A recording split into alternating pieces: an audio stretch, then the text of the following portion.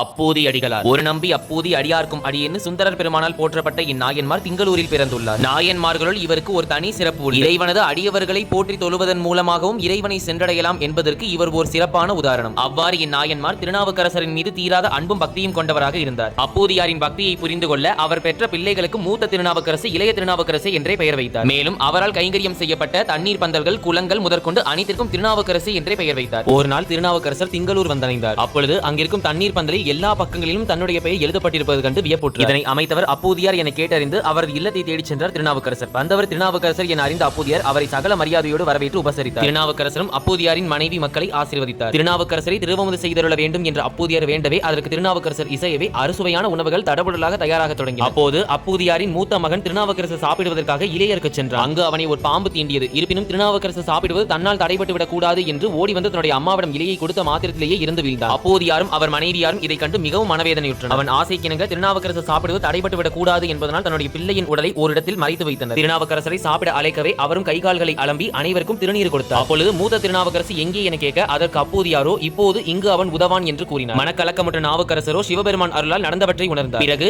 என் மீது இவ்வளவு பக்தியா, உங்களது இறந்த மகனை கூட மறைத்து விட்டீர்களே, அவனது உடலை இங்கு எடுத்து வாருங்கள் என்றார். நாவுக்கரசரும் திருப்பதிகங்கள் பாட எம்பெருமானின் திருவருளால் இறந்த பிள்ளை மீண்டும் உயிர் பெற்று எழுந்தார். மீண்டும் திருநாவுக்கரசரை போற்றி பணிந்தார் அப்போதியடிகளார். இவ்வாறு இறை அடியவர்களுக்கு தொண்டு செய்தே சிவபெருமானின் திருவடி நீழலை ஐக்கியமானார் அப்போதியடிகளார். இந்நாயன்மார்க்குரிய குரு பூஜை நாளாக தை மாதம் சதய நட்சத்திரம் ரொம்ப விசேஷமா சொல்றாங்க.